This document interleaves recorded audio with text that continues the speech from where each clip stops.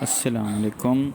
یہ general science کا chapter 1 ہے. اس کا نام ہے سائنس کا تعارف اور کردار، یعنی introduction and role of science. اس میں جو پہلی چیز بتا رہے ہیں وہ سائنس کا بنیادی سے ایک تعارف ہے. سائنس ایک لاطینی لفظ سائنشیا سے اخذ کیا گیا ہے، جس کے لغوی معنی حقائق کا اصلی شکل میں باقاعدہ مطالعہ کرنا ہے. سائنس کا بنیادی اصول مشاہدہ اور استدلال ہے، یعنی آبزرویشن اینڈ لاجک. تجربات کی روشنی میں سائنسی قانون وضع کرنا سائنسی طریقہ کار کہلاتا ہے.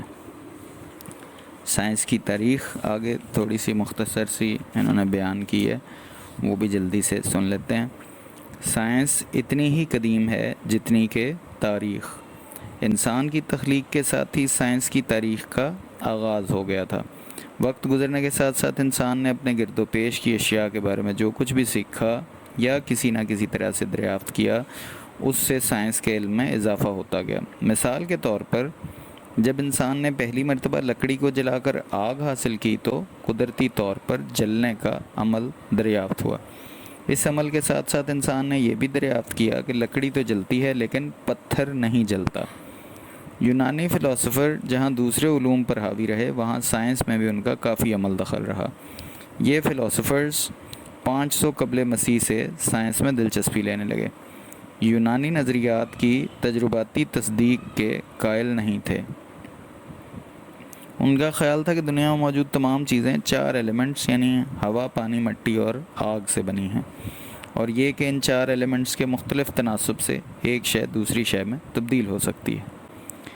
600 سے 1400 سن عیسوی کا دور اسلامی کیمیا گری کا دور کہلاتا ہے. اس دور میں بہت سے لائق اور تحقیقی ذہن رکھنے والے لوگوں نے مادے کے خواص کا مشاہدہ کیا، نئے تجربات کیے گئے اور نئے ایلیمنٹس مثلاً آرسینک دریافت ہوا. اس کے کمپاؤنڈز کی خاصی بڑی تعداد بنائی گئی اور بہت سے تجرباتی آلات عملے کشید مثلاً ریٹارٹ وغیرہ بنائے گئے. عملی کیمیا گری کے دور کو بجا طور پر مسلمان سائنسدانوں کا دور کہا جاتا ہے. انہوں نے پہلی مرتبہ علم کیمیا کو ایک تجرباتی سائنس کی حیثیت سے پیش کیا. اس دور میں ان گنت تجربات کیے گئے اور بہت سے نئے کیمیائی عوامل دریافت ہوئے. 13ویں صدی میں چنگیز خان اور ہلاکو خان کے ہاتھوں عالم اسلام پر آنے والی تباہی کے نتیجے میں مسلمان جو پچھلی 7 صدیوں تک اہل علم و دانش کے امام و پیشوا تھے، پیچھے ہٹنے لگے. ان کی جگہ مغرب کے ان سائنسدانوں نے لے لی جنہوں نے مسلمانوں کی قائم کردہ یونیورسٹیوں سے فیض حاصل کیا تھا. انہوں نے ان سائنسی روایات کو یورپ میں فروغ دیا جو آج تک قائم ہیں. دور جدید کے سائنسدانوں میں Galileo, Isaac Newton, Gregor Mendel, Edison, Marconi, Einstein اور بہت سے دوسرے شامل ہیں.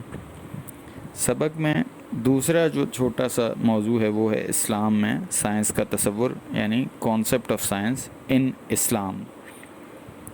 اسلام ایک مکمل دین ہے جو زندگی کے تمام حقائق کو پیش نظر رکھتا ہے اور قدرت کے مظاہر اور دستیاب وسائل کو انسانی فلاح و بہبود کے لیے استعمال میں لانے کی دعوت دیتا ہے.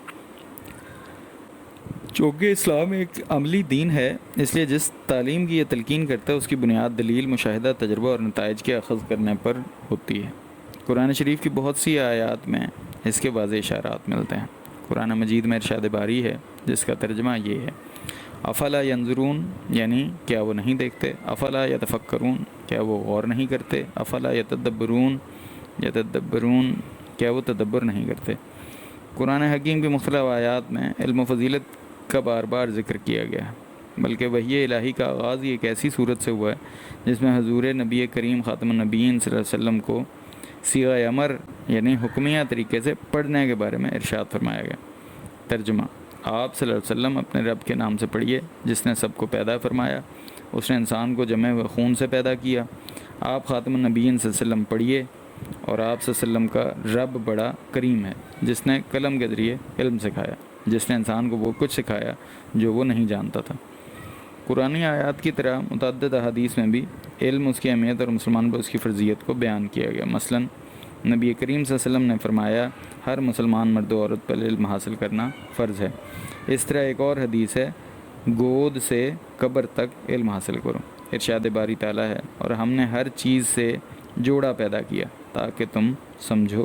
سورہ زاریات آیت 49۔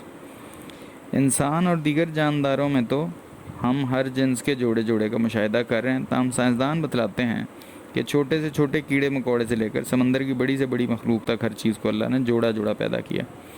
نر اور مادہ کے جوڑے سے ہی آگے حیوانات یا نباتات کی نسل چلتی ہے۔ اگر انسان ان چیزوں میں غور و فکر کریں تو اللہ کی قدرت اور اس کی وحدانیت سمجھ میں آ سکتی ہے، تاکہ ہم نصیحت حاصل کریں۔ سورہ الکہف میں اللہ فرماتے ہیں، ترجمہ: فرما دیجئے کہ اگر میرے رب کی باتیں لکھنے کے لیے سمندر کا پانی روشنائی کی جگہ ہو تو میرے رب کی باتیں ختم ہونے سے پہلے سمندر ختم ہو جائیں اور باتیں احاطہ میں نہ آئیں، اگرچہ اس سمندر کی مثل ایک دوسرا سمندر اس کی مدد کے لیے ہم لے آئیں۔ اس سے پتہ چلتا ہے کہ انسانی علم و عقل حقائق کے اشیاء کے ادراک سے عاجز ہے۔ سورہ بنی اسرائیل میں ارشاد ہوتا ہے، اور تمہیں نہایت تھوڑا علم دیا گیا۔ بڑے بڑے سائنسدان حقیقت کے علم کا دعویٰ نہیں کر سکتے اور ان کے نظریات آئے دن بدلتے رہتے ہیں۔ قرآن پاک نے ہمیں غور و فکر کی دعوت دی ہے اور یہی سائنس کی بنیاد ہے۔ آگے چل کر اس باب میں چند مسلمان سائنسدانوں اور پھر کچھ پاکستانی سائنسدانوں کا ذکر ہے، وہ ہم اگلے سبق میں پڑھیں گے۔ السلام علیکم۔